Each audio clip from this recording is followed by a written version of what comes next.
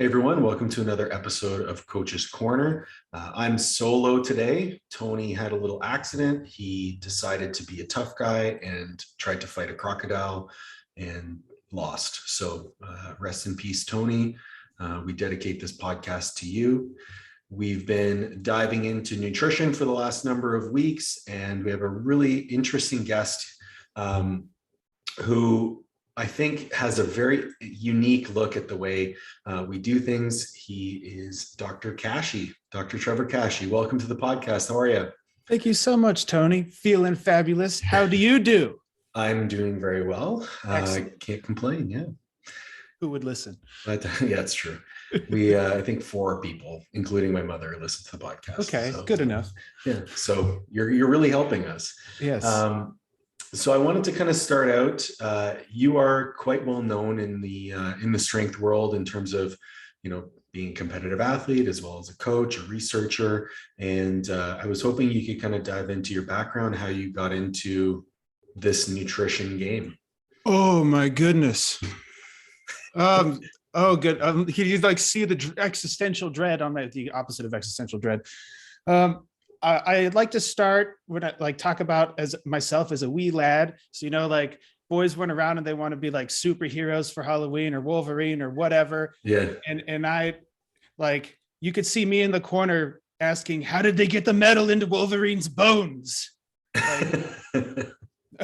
So to separate that out just immediately, in terms of my interest in being a superhero versus making them started super young. How do you modify a human to do all this crazy stuff?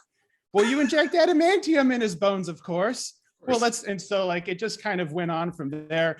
I learned a lot about genetic related things at an early age because the Human Genome Project went on while I had aged 7 or 8 years. And it completed, in the early 2000s, more or less, to make it popular. So genetics started to come to the forefront of the conversation in most popular science at that time. And meanwhile, my father, bless him, I'll just say it straight up, spent most of my formative years in the can. And when he came out, we had nothing in common because he would beat kids like me up in high school. So since we had little in common and I just sat in the corner and read science stuff, we had very little to talk about. So we started lifting weights as a way to start bonding. Okay. And it worked out really well in terms of, I liked it a lot. I could apply science related things to it almost immediately. Ended up doing my first competition of physique or bodybuilding competition at the time at age 15. And I had competed basically 10 years straight past that point. And when I transitioned into college, which I started very early, I have a strange history in that regard for academic stuff. I think I completed my biochemistry degree at 17 and my biochemistry PhD at 22-ish. And so my competitive things got a little funky during that time because of the demands it placed on me. Yeah. But basically it put me into the position of, well, since I had a foot in each arena, right? I competed and I also had a strong, I'll just call it a strong academic and or science background. Very soon it turned into, just athletes bullshit with each other as they do. And I use funny words and they use normal words. And they're like, how do I get to know more about this stuff that you do? And so the coaching related stuff kind of happened on its own on accident because turned out I did pretty well in the sports that I did compete in for the time I competed in them. And it generated a little bit of attention. And so when people just started asking me about routine things, I answered them in obnoxious ways like scientists do. Mm-hmm. And that kind of generated what do I want to say? Like the infant or the fetal sort of, coaching apparatus that I have now. Does that make sense? No, totally. And I resonate with a lot of that because I feel like some of us who go that postgraduate education route, we learn all the science. We learn, the technical terms, the jargon, all that stuff.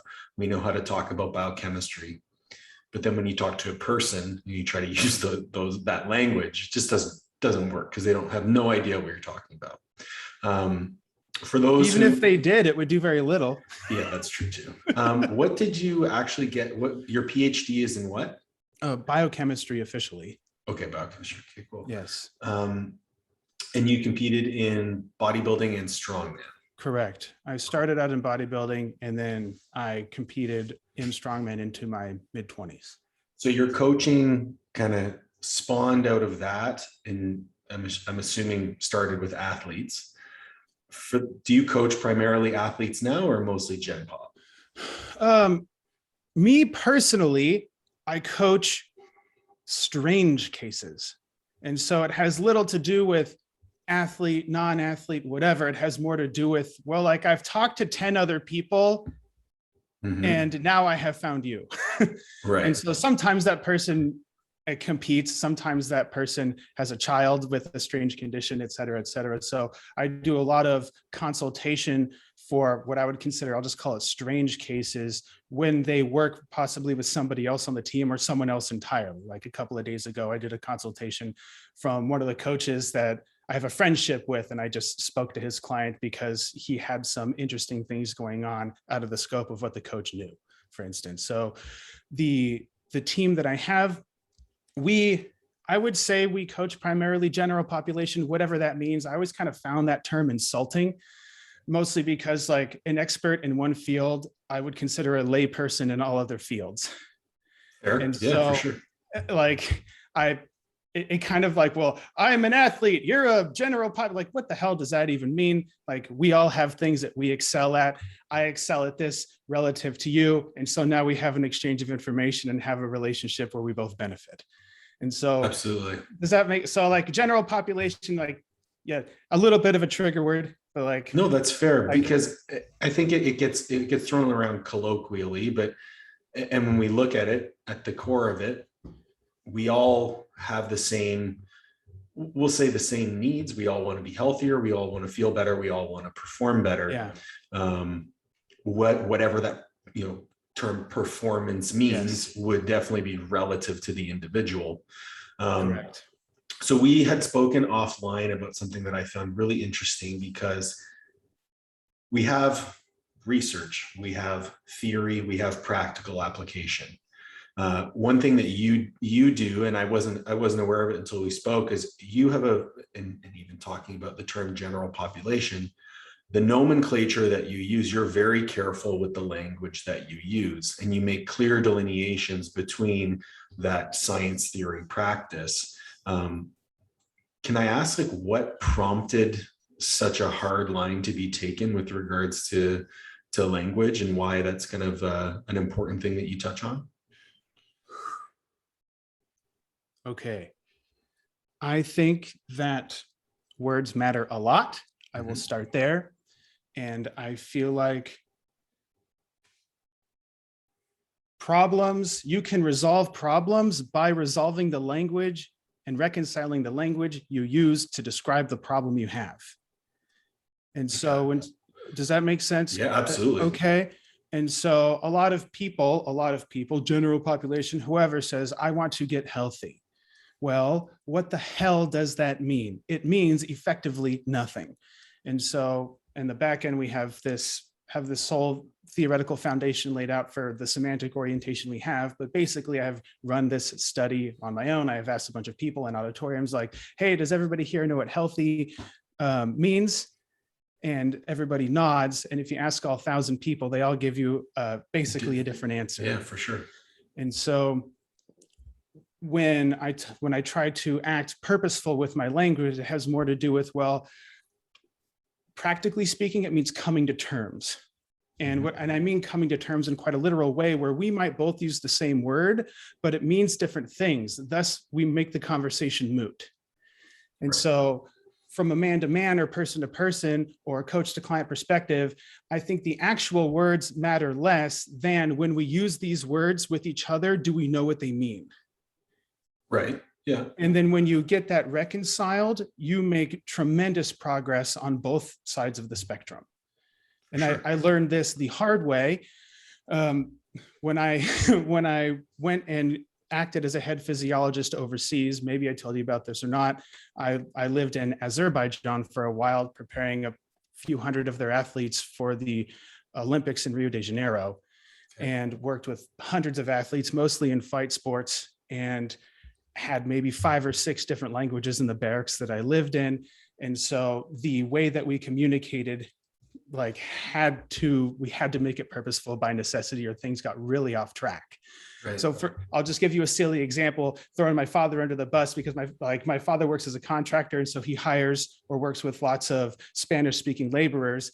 And so in English, we say, hold on, like, just wait a second. And if you tell a person that speaks English as a second language, hold on, they grab onto the thing tighter. It's true. Right. Yeah. Right. And so we spend a lot of time trying to come to terms, like, when you say this thing, what do you mean? When I say this thing, what do we mean? Now that we have ourselves literally on the same page, we have much smoother communication, because lots of problems arise early on with clientele or any relationship in general, with things like expectations management. Mhm. Well, if you both agree to an expectation but have different meanings of those words, well, then you make the boundary moot, for instance. So hopefully that gives you at least a tip of the iceberg sort of reason why I have a strong semantic orientation, where when I say something, I actually consider communication an event rather than a process. And so you communicate successfully when we both share the same thought at the same time. Right. Communication took place. Otherwise, I just make noises with my face. Yeah, right. And sometimes it works out and sometimes not. And most of the time communication goes out the window, because lots of things work out on accident. And I try and make it with the people that I have relationships with to have things work out on purpose. Right. I love what you said too at the beginning of communication or language being problem solving, because when we use certain words, they might have a certain connotation or denotation that will be different for some people, will trigger emotion, will trigger certain reactions. And depending on the type of person or client or friend or colleague, you may want or not want certain reactions to the language that you use. Yes. And I find a lot as coaches, the way we speak to people, the way we communicate a message, it can either be very clear or it can be very cloudy. And it can also have the opposite effect of what we want. We could be trying to communicate to someone that, hey, I'm really happy with the behaviors that you exhibited, but what they might hear is, oh, you could have done better, or something along those lines, right? Yes. So what are some ways, you go ahead to create that, trying to figure out the word here. I got time. I know, to create that clear line of, when I say something to you, it is exactly what I'm trying to tell you, right? Because I even find sometimes, like, I'm communicating with clients, I'm like, I would like you to do A, B, and C, and they'll say, okay, I'll do D. I'm like, no, I never mentioned D. I would just like you to do A, B, and C. Yeah. I'm not trying to trick you. Yeah. This is, that. How do you go about that? Great question. And when I coach coaches in this sort of context, a lot of coaches or professionals of any sort who work with other humans, they frame their questions a lot in the context of, especially in an authoritative status, how do I get person X to do Y? Okay. And just by asking that question, you have lost, because you put godlike powers on yourself to control another person's behavior. If you want to get somebody to do something, you have already lost, at least in the medium term, maybe even the short term. And the practical way to get around things like this, we have a bunch of methods that we use. Essentially, the best thing you can do, you can query the person to summarize your conversation. Sure. Yeah. Like, if you want to know if a person thinks the same thing you think about a subject, well, then, damn it, ask them what they think. And a lot of people, they assume the communication happens as an event, right? But in reality, they just heard noises coming from your face, and then they made a gesticulation, which then triggered you, so to speak, to assume they understood, right? And so having a conversation, as it were, versus active direction will help you figure out, well, does this person have the thoughts that I have? And if so, then it increases the probability of exhibiting the behaviors that I would like them to do. That makes total sense. I try my damnedest. I really do. For sure. I think that plays well into, again, delineating between research, theory. Like you've been a researcher, you understand the theory, you've been an athlete, you've coached athletes, you've coached, I would venture in the thousands of people. Quite a few. Yeah. So, I mean, how do you reconcile those three things into getting somebody to adhere to a nutrition protocol? And you did it, Tone. I think you did it to screw with me. I hope so. Yeah. Yeah. So you asked a wonderful question. And in the back end, actually, I wrote this book that I turned into training material for the staff. I call it the Coaching Alliance. But basically, if you want to have a relationship with somebody where you consistently and regularly influence their behaviors, and they take that influence and use it knowingly, a lot of professionals that have a deep knowledge of what they do, they start deep instead of starting superficial. And so if a person says, I want to get healthy, well, then you think, how do I find all these root things, or the one root thing that I can get at? Because I know you say that you have itchy skin, but that means you have a weird immune system and all these other things. You start kind of trailing off. Oh my goodness. And you forget that humans work top down versus bottom up. So as a scientist or a professional, you have a strong induction machine. You can take one thing and then you can look at the broad impact of that one thing and then start picking and choosing. And you forget that you interact with a person. And so if you want to establish a relationship where you modify or help to modify that person's behavior, how about establishing a relationship where they know, like, and trust you first? It's a novel concept. Yeah. And so if a person, basically, people will rank the influence of a person or get influenced by a person. I have that marked into 3 different categories of essentially like, do they find you attractive? And I use the term attractive in a loose way. Okay. Do they have, it could mean physically attractive, because we know physically attractive people have influence over others. But when I say attractive, I mean, do they have something, or do they find something about you that they like that makes it so they want to interact with you more? And the next part of establishing the influential relationship, I consider do they trust you? So you can have an attraction to a person and want to spend time with them, all well and good, but do they find you trustworthy with the information that would help you help them? And a lot of people, they get bogarted there. And so this might manifest as the person feeling embarrassed or ashamed. And so they might fudge data, or they might avoid the issue, or X, Y, and Z, because they could use more safety, I'll call it, in the coaching relationship that you have with that person. And then last and definitely least, how much that person thinks you know what you're know your stuff. And so as an expert, we like to think, well, I know all this stuff, and because I know all this stuff, you should trust me more. And reality plays out in the opposite manner. Yeah. So does the person like you? Does the person trust you? And then last, does the person think you know your stuff? In terms of establishing a relationship that facilitates change on a fundamental level, versus, like, for instance, losing 20 pounds versus becoming a fit person.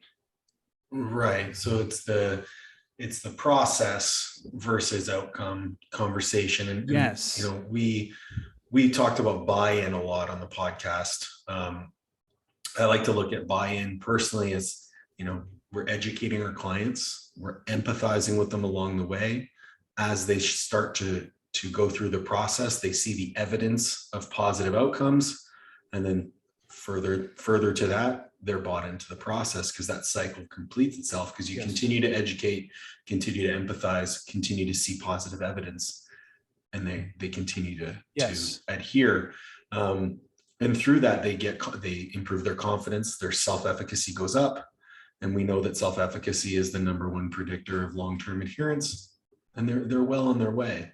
But talking about someone's behaviors and their ability to adhere long-term, when we spoke first, you were like, are we going to talk about eating or are we going to talk about nutrition? And I think the delineation between those two things is really interesting because, yeah, when we eat food, there are biochemical processes that take place. There are physiological responses that manifest themselves. But what I choose to eat is going to be highly dependent on a multitude of factors that, in most cases, is not related to science. No. How could you make a decision that way? Yeah. But like I have a hard time thinking about that. In any case, you might use science post hoc as a way to justify the decision you made. Absolutely. But I needed the cheesecake. The cheesecake was a necessity spoke to me because I was overreached in training. Yeah, exactly. Yeah. Oh gosh. Yep, for sure. So to that end, we spend very little time in the so-called nutrition world. I can talk about it. We know lots about that stuff. Does it really have a practical impact on the so-called general population? And I would, in a vast majority of situations, say no. And even in the context of so-called elite athletes, whatever that means, I would still reiterate, it makes close to zero difference. And so if you have ever taken an athlete to gold, okay, or worked with those athletes, they could use the fundamental stipulations that anybody else could use to improve their performance. They really can. And ironically enough, with somebody at that level, the coaching has very little impact relative. You just want to keep them from hurting themselves. Don't crash the Ferrari. Yes, just open the path and let them go and keep them from tripping. Yes, exactly. And so, for instance, when I lived in Azerbaijan, like I started calling it Azkaban. I'll let you fill in the blanks. For instance, they still had this mythos of like we practice in the heat, and like in the middle of the summer, in the middle of the desert, in a big building, 120 plus Fahrenheit, they're rolling around. Oh. And so this concept of mental toughness in the context of their physical performance had still permeating their training. It still permeated their training system. And so like, why would I worry about pharmacy or calories or any of that other stuff when we can improve their performance immediately by introducing climate control? That's fair. Right. And so even in levels like that, you still want to go back to what basic necessities keep a person functioning. Mm-hmm. Do we have all those things established? Because most of the time, somebody does have something super simple that you can help correct. And then that again goes back to, well, do I have the relationship with the person where they like me, they trust me, and they also find me authoritative, right? And so to your point of how do we establish that buy-in, you call it, well, we give person wins. And we give the person wins by going basically as superficial as we can to generate that trust. The low-hanging fruit. Yes. And so how do we get evidence that they deem viable that improves their self-efficacy versus evidence that the expert deems viable? Big difference. Yeah. Because we see things in clients all the time. We're like, yeah, woo! And they're like, who gives a shit? all the time. Exactly. And so in that situation, you interact that person for yourself rather than interact with that person for them. Yeah. And so how do we get this person to win and reconcile the dialectic of they get what they want and also meet the standards that we set for what we consider progress? Because a lot of times we have conflict in what we consider progress, which you reconcile by coming to terms. Right. Uh-huh. I like that. So okay. Full circle. Yes. It's there's so much of that we could dive into because just the concept of low-hanging fruit. Like I always I always look at it, you take in an intake form from a client, you have an interview with them, if that's part of your business model. I mean, and then you have this big picture in front of you. The first question I always ask myself is like, what's the one thing that I could change that would be really easy for this person to change, but make the biggest difference? Funny. I want to interrupt you Yeah. and say, I just asked them that question. Yeah, there you go. Like, how I know nothing about this person. Yeah. How the hell, like, who am I to make that decision for this person? I'd rather ask them, hey, what the hell do you care about? Let's work on that first. That's fair. Just making myself Yeah, a pain in the no, butt, no, obviously. of course. And I think there's a ton of value to that. And I have done it. Personally, I find their answers to be much too vague. Yes. And then we get into the world of coaching. But it does start a conversation. Yes. So I call those, big rocks. Because, when you throw a big rock in a puddle, it makes a huge wave. And then we can start to, keep putting as many big rocks into that puddle, then eventually a little bit of little rocks and then some sand, and then there's no more puddle. Yes. But then also the conversation about wins. The wins, I find myself almost sometimes trying to convince clients that wins are wins because they don't see them for themselves often. And like an easy example, I did some client check-ins today. I had a client over the weekend, went out to dinner with his partner, and he's working on not so much weight loss, just weight maintenance, but optimizing his nutrition for his performance. And he went out for his meal and he tracked it. He didn't like put in the exact portions. He didn't do it, but he said, okay, I had a steak, a potato, a salad, and he just kind of ballparked it and said, I had this cut of steak, I had this potato, whatever. It wasn't the exact meal. And he's like, yep, I did that. And, still woke up a little bit heavy the next day. And I was like, wait. You realize you just went out for dinner and you made accommodations earlier in the day. You still tracked your meal and you enjoyed your time with your wife and went on with your life. Like, you realize that's a big win in terms of the behavioral context of what we're trying to do here. He's like, oh, I guess it is. But, that because of his view of me, he knows that I am in that position of authority. I have the expertise. He's going to trust me when I say a win is a win. Yes. Yes. But the ability over time to say, I want that check-in from that client, not to be, hey, I did this, it was whatever, to be, hey, I did this and I'm really proud of myself for doing it. Because then I know they're making those connections in their head. Correct.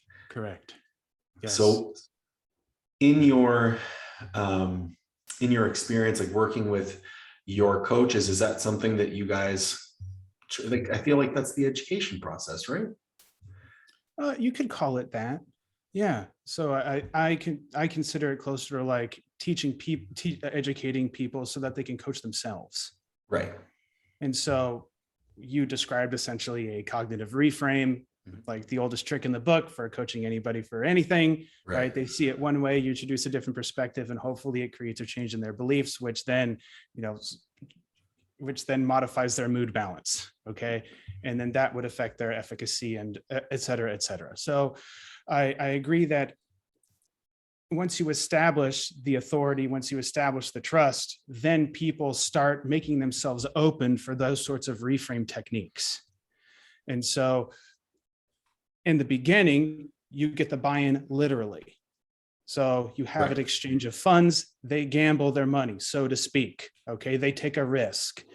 And because they take a risk, most people have a greater fear of losing an investment than they have a reward of getting an investment or making more, I will say. And so as a person in authoritative position where you have more or less low levels of trust, but possibly higher levels of attractiveness and authority, you can leverage that transaction in the short term to generate wins for a person that would do things they would otherwise avoid. And so since they have, also I'll re-explain it, since they paid you, you have a short period of time where you can influence their behavior to have them do things they otherwise feel averse to. And when they do that, they can get wins and build tolerance to their aversions. I've never heard Thus it worded building your like that. trust. I've never heard it worded like that, but I really like it because In I the found, context of behavior.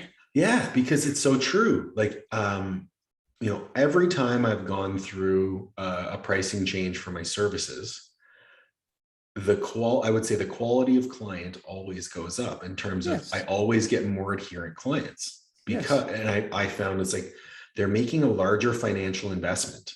So they're going to make a larger commitment to the process. So I will argue that they have a larger commitment to a specific time period as a function of what a marketer would call their buying pain. Okay. And so a person might see it like they paid more, so they adhere forever. It dies off. No, yeah, for sure. Right. And so you have a discrete window which varies by a person's sensitivity and history of conditioning, et cetera, but generally speaking, the more a person pays, or rather the more of a person's relative income they use for the transaction, right, the longer they can justify confronting their aversions. And so you have that time to build trust. Right. Yeah, you for have sure. that time to build trust. Yeah, and And if you then do a when good that job, pain, the buying pain goes away, well, now you have indoctrinated them into the process such that they can now take those behaviors that they have otherwise avoided and add them to their repertoire of behaviors independent of their buying pain. we hope. Yes, Yeah, we hope. And probabilities abound. Correct. Right. If we haven't done it, then they're leaving. Something like that, yes. Yeah. Confounding variables aside, you can look at the beginning part of a relationship with an expert in that way, because that person takes a risk. For sure. And so to make good on their investment, they confront their aversions, build tolerance to their aversions, and ideally get wins that they care about, which then build trust in the expert. I love it. What would be some, foundational things that you see most clients need? Like, is there something that, sticks out at you in terms of most clients really need this from their coach? Ooh, from their coach. I'll we can go both ways. Settle that for now. Yeah, for sure. I think people in general can make massive changes, see huge benefits with two major things. Okay. Having a better understanding of the words they use, and especially because we think with words, by the way. Right. And so you do kind of so-called program yourself in that way, which we make a different conversation, and measuring stuff. And so having data and then analyzing that data, two major things. So a lot of people, they skip data collection, they skip data analysis, they go right to judgment. They go right to forming conclusions. Okay. To your point about your client that jumped to the conclusion about how, reading your mind about what you would say, for instance, and that manifesting his perfectionistic tendencies possibly. So I see it as allowing essentially the initial investment to create a immediate and strong influence and behavior on the short term. And with that time, I engineer the Hawthorne effect to start to do its job. And do you have familiarity with the Hawthorne effect? I do, but just for listeners. Understood. So I like to describe it this way. If you drive down the street and see a cop, what do? Slow down immediately. Slow down. Even if you go the speed limit, you slow down. Yeah, who does that? Right. So in a very watered down sort of way, we can define the Hawthorne effect in the context of this conversation as, if you know somebody watches you, then you will modify your behavior in the context of the person watching. Absolutely. So I try and engineer and or reverse engineer that in what I call the calibration process, where I have people start measuring things so that they start watching themselves. And by the virtue of the data collection process, a person will start to modify their behavior with the sort of data they collect, divorced from the coaching interaction. Always. Yes. And so we have gotten a month plus in, and still coaching has played very little role. We have only introduced them to the process, starting the data collection, kind of probing them to analyze their own data that they've collected. They start making pretty big changes on their own. They start to see huge deficits. They start to see big holes, and they can start self-directing the coaching process. So like, now that we have this information and I have some idea of how to analyze it, now I can make a good use of the coach that I have. Absolutely. Does that make sense? Absolutely. And I see it all the time. Like even in my intake process, I'll get a client to journal their food for a few days. And I get it. And I'm like, you're 340 pounds. Don't think you're eating 1,200 calories a day. Oh, but I know that's exactly what I ate. Like, okay. Right. And if you string that out, if you string out that journaling for 2 weeks, that 340 will turn into 320. Right. Or you'll actually see what they're eating for real. Yes, correct. In a vast majority of cases, people who start to, the Hawthorne effect takes hold and they start modifying their behavior as they go. So a lot of people like to do a food journal or tracking their calories, et cetera, for a few days. I string that out for more than 2 weeks. Okay. And so that allows me as a scientist a better data set. I could kick out outliers. We can see trending in their weights. For women, we might string it out longer to account for menstruation, things of that nature. And so doing it for a few days, it goes the way that you say of a person can sort of doctor things on purpose or on accident to make it more difficult to interpret the information that they get. If you string it out long enough, the behavior starts to equilibrate. For sure. And it equilibrates in a way that they deem beneficial for their long-term progress. I like that. And typically they have enough know-how and enough wherewithal to have the understanding of at least just gross adjustments to make their lives better. That hits on a really important thing. And I find it's probably the most interesting thing that I find coaching people who, by their own accounts, would say, oh, I don't know what I'm doing with my nutrition. People have a lot of knowledge on nutrition. They have enough. They have enough. They have right? enough. They know that an apple is a better source of carbohydrates than a Snickers. They know that, a vegetable is probably good for them. Yes. They know enough. They know enough. Yes. And I find that journaling process, or even the initial, once you've introduced them to tracking and all that stuff, they know what they're supposed to be doing. More or less, I agree. But they come to the table with a lot of limiting beliefs. They come to the table with a lot of, we'll say, socially mediated beliefs. Okay. What are some ways in which you go through the process of challenging those beliefs? Like the person who comes to you and says, I'm carb intolerant. When I eat pancakes, I feel tired. I pull out my Swiss Army knife. Okay. And I say, tell me what that means. And you cut them. Yes. I take out the corkscrew part and actually, I love the toothpick. In any case, we go right back to coming to terms. And so a lot of people, they may have heard that term and use those words and have a modest or zero operational understanding of the term itself. And so just by like, okay, I find that term interesting. Let us talk about that term. Mm-hmm. And we table them for a moment and just discuss the term. What does this mean? How do you use it? And then eventually it gets to a point where they can tell they start looping in on themselves with distortions of logic. Right. And then it opens up to, okay, now help me to understand what the heck I really think goes on right now.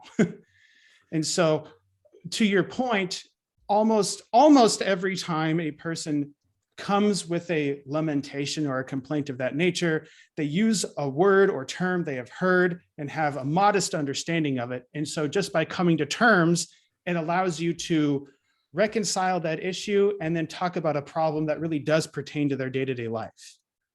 I like that. I think this segues really well into the business part of the discussion that I wanted to have with you today. So we've talked a lot about communication, and we've talked, especially that coming to terms with your client. Can you take us through kind of how your business model works in terms of onboarding a client? Like someone wants to work with Trevor Kashey or a coach on your team. What does that look like? Man, I have half a mind to just have you go through the process. I can tell you on a bird's eye view because it has a lot of steps and involves lots of people, more than you would think.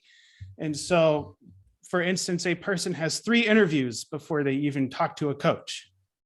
Okay. Okay. So we have, if a person inquires, then they speak to a person that essentially screens them.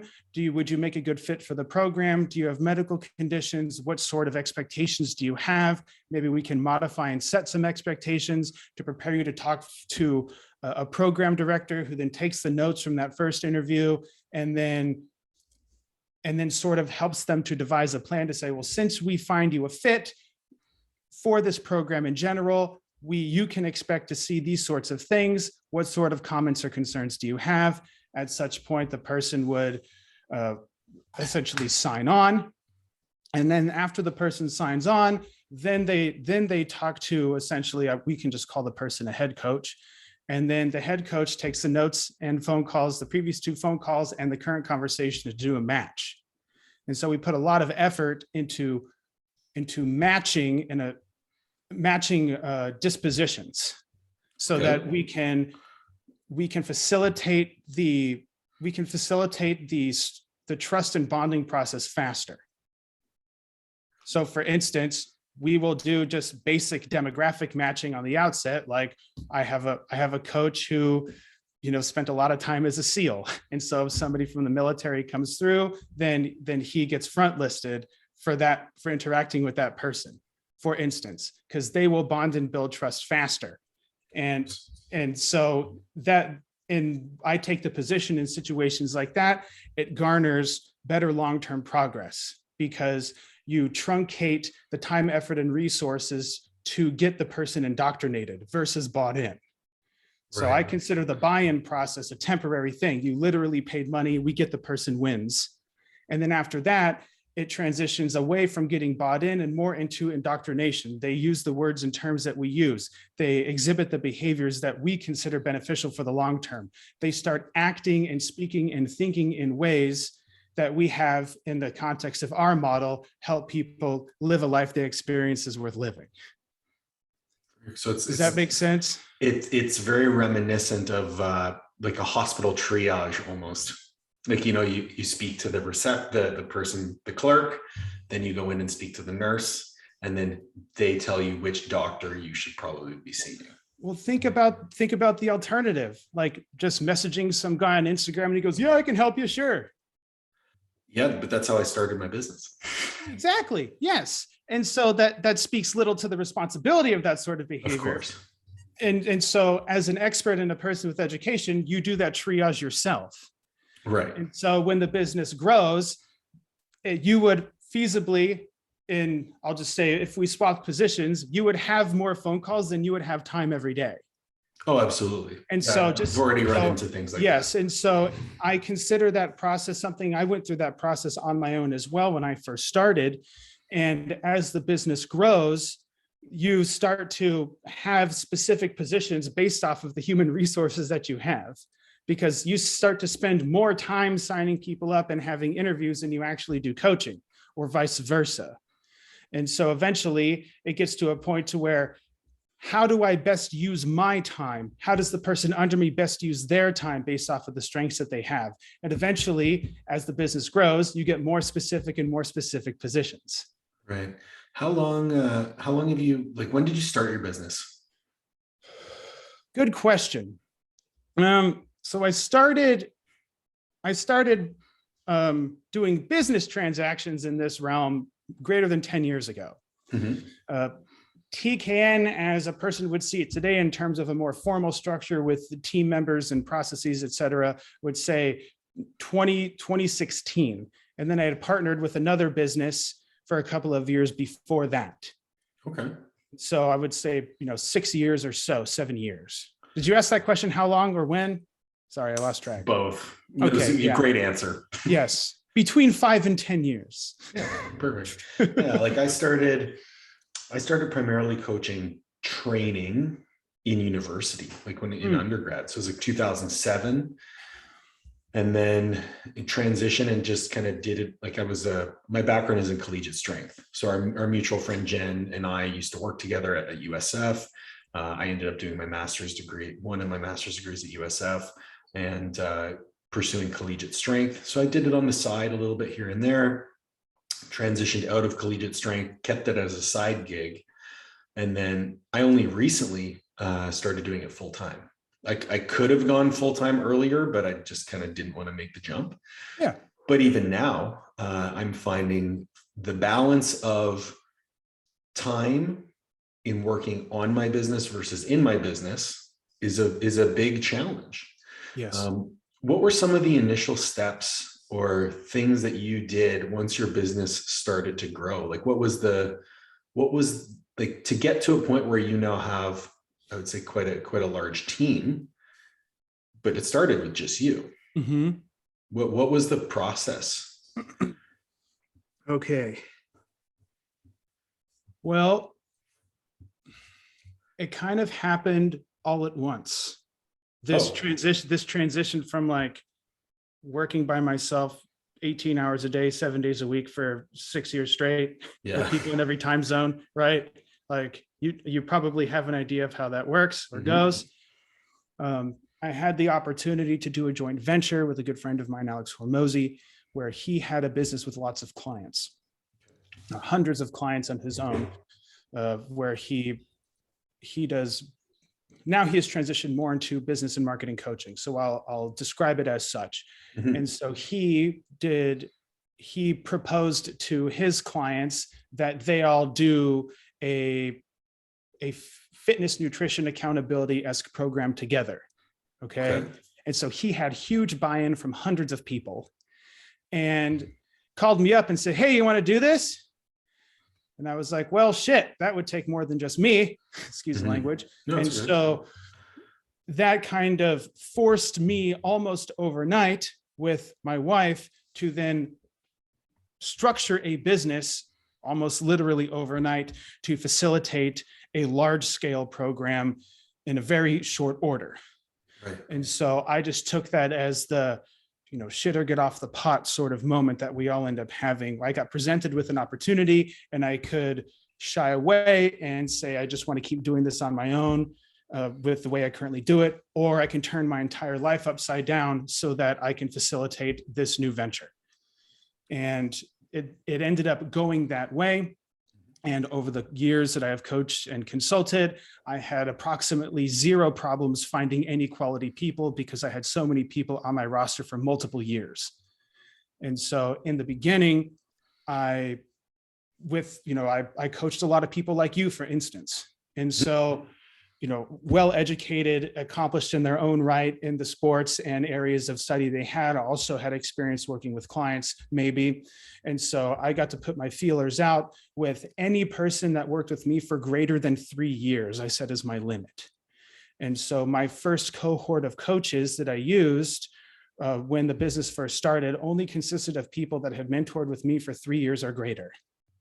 And so when I went through the decision-making process of how do I make this work, I set up this sort of causal network of, minimum effective doses, maximum requirements, what sort of stipulations do I have to make this thing work perfect? And because I had those things in place, I could justify making that huge swap.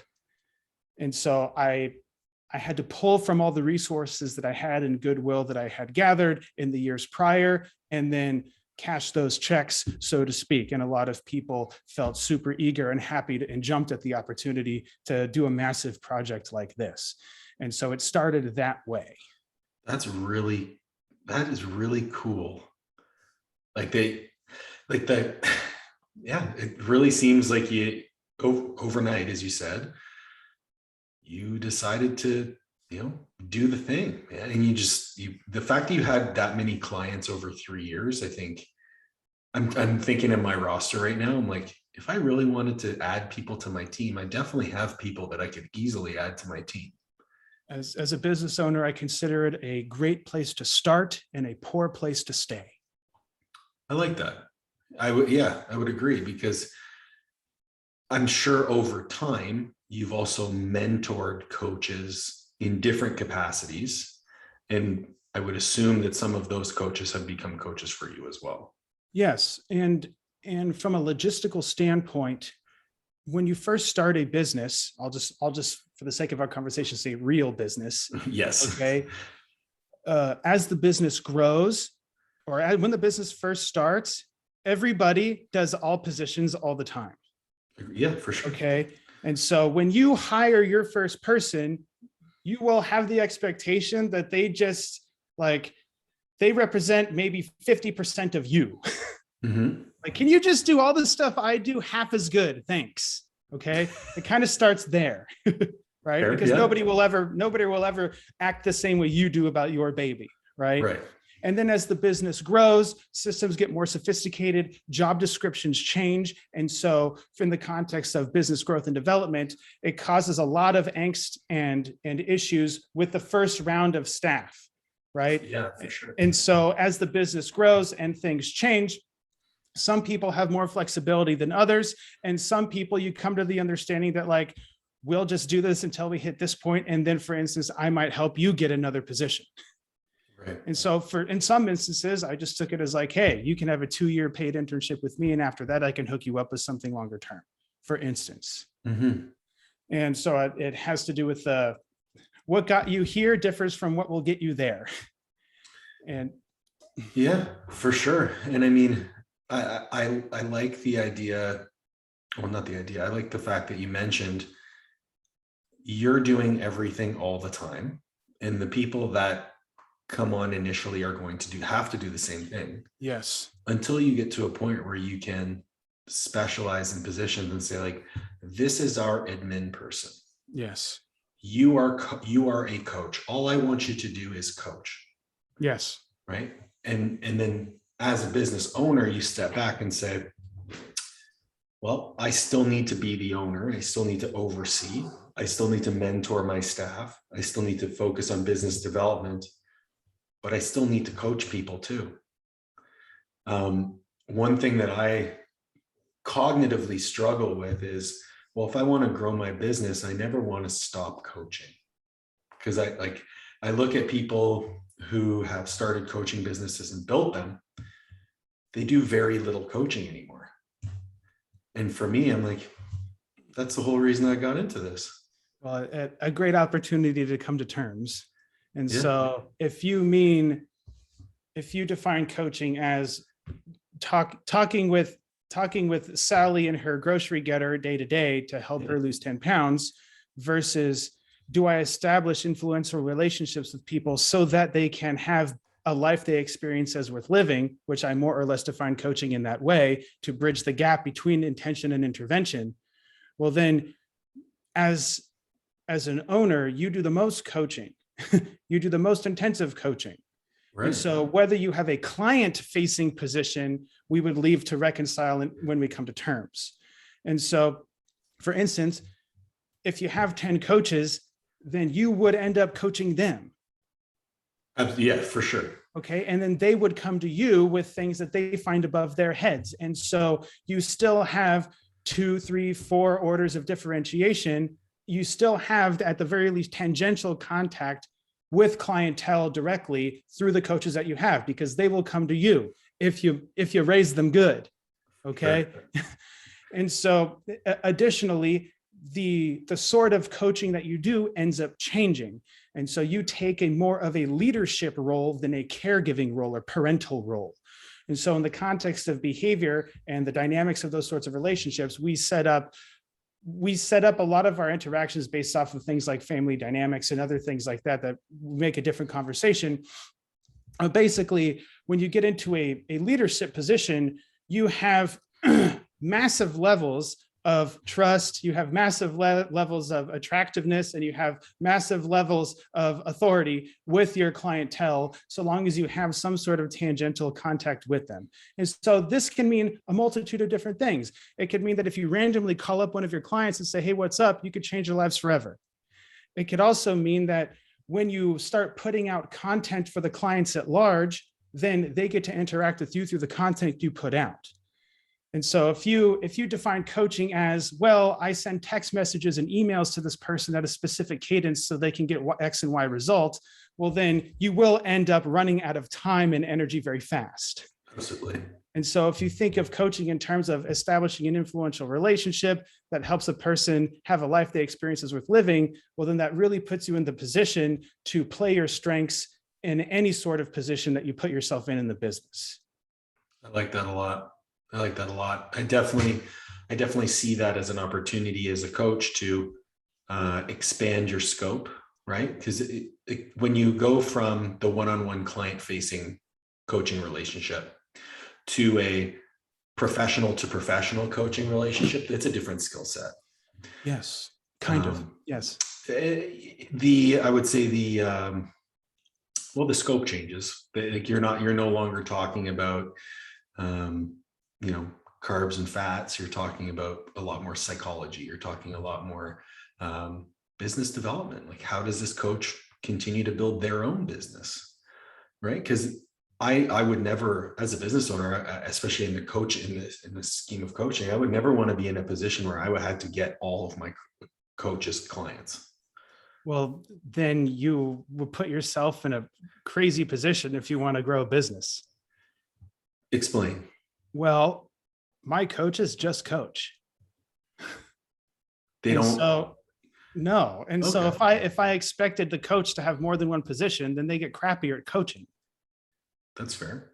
So you start multitasking. You see that you want them to become little versions of you right now, right. Versus how do I structure this position to benefit them and the business the most? Because they tend to work out the same way. Because if they have to worry about getting their own clients, well, then it'll take away from the clients. It creates a lot of polarization in the position that they have. And so if I have an entire department dedicated to getting them clients, then they can just focus on the clients that they do have and work to retain them.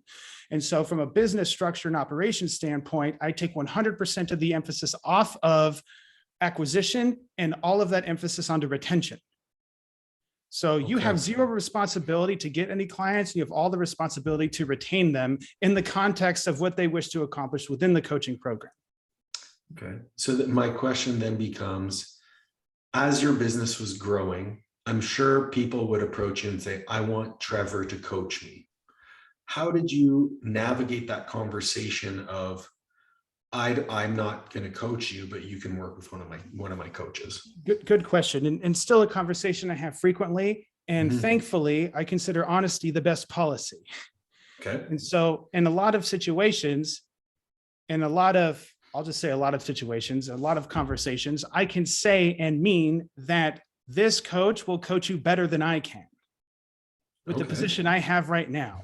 And so I take people on and train them so that they can do better than me at the task they have.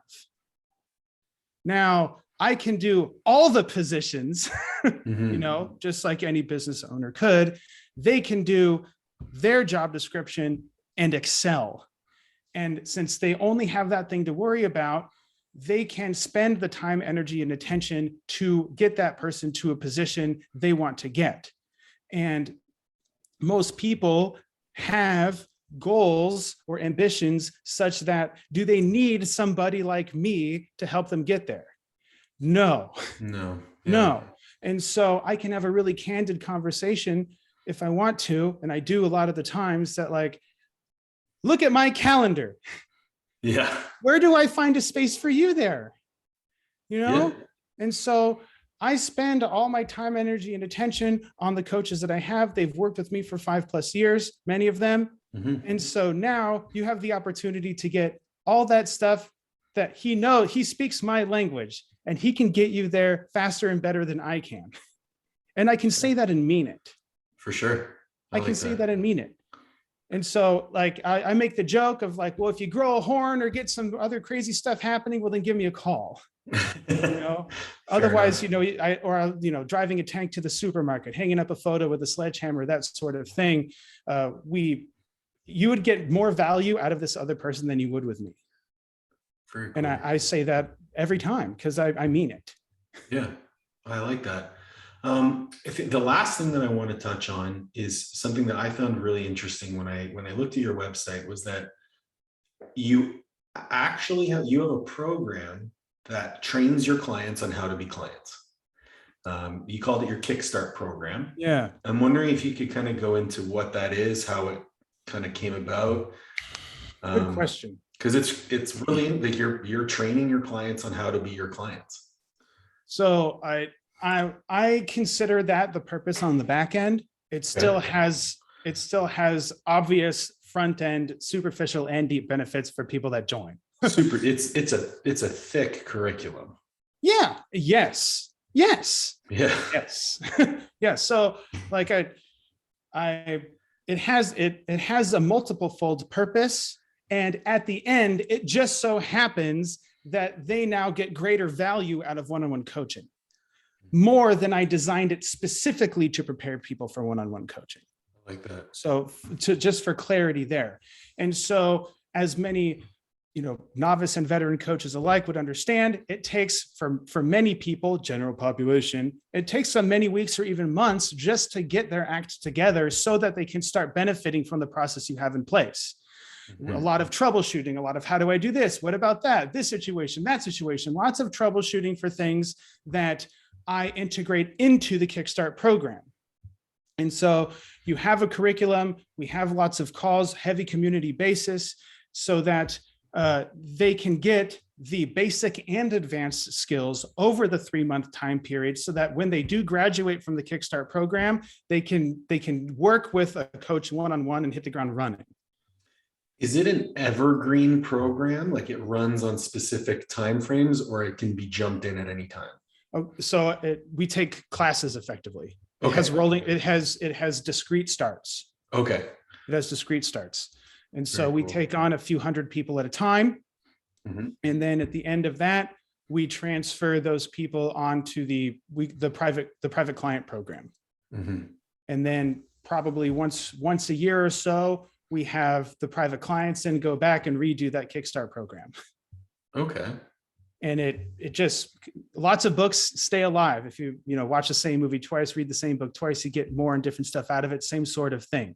And it helps sort of reinvigorate their dedication and indoctrination status in the process. So they can then do all the activities and go through the exercises, go on the calls as a veteran, and they can get even more out of it the second time. Because when you first go through, you're getting water through a fire hose. Yeah. And I do that on purpose. And so I introduce you to tons of skills, tons of information, lots of calls, lots of all the things. And I take more of a shotgun approach, because I know that even though I give you 50 different skills, for instance, that maybe 2 or 3 of those skills will stick with you. Mm-hmm. And so I introduce you to as many skills as I deem reasonable, just at the edge of reason. Right. And then at the end, you'll have a few things to take with you that you can keep with you forever, and they will change your life forever. Yeah. I looked at it, I was like, this is a lot. Like that was my first thought was like, this is a lot.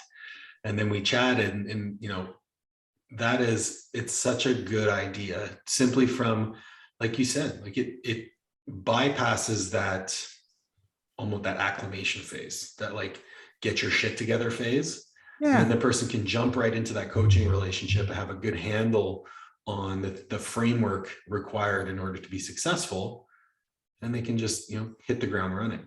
Correct. And also, as you know, novice clients versus veteran clients, it takes very little for them to see dramatic progress. Absolutely. Yeah. And so I can also capitalize on that 0 to 1 differentiation. Yeah, for sure. So would your 0 to 1 progress, would you see different 0 to 1 progress with me than you would with somebody else? Probably not. Would you see different 0 to 100 progress? Yes, abso-freaking-lutely, you would. Right. Of Okay. course. And so the Kickstart program takes care of all of those fundamentals, those basics, gets people kind of calibrated to the sort of behaviors and the sort of ways of thinking and behavior patterns, like I said, to start facilitating your own progress. Mm-hmm. And then just like people that go from novice to amateur, they can start making a little progress on their own. And then they hit that sort of, intermediate threshold. And then they start to inquire with experts to go from intermediate to advanced. Right. And so I just engineer that process all the way through. I like that. Does that make sense? Absolutely. Okay. Absolutely. I think it's such a great idea. And if people want to get a hold of you, how can they reach you? You can find me on Instagram. I made one of those things. So I think at Dr. Trevor Kashey, I think I can verify here. It tells you how much time I spend on it. Jeez. Or did. Yeah.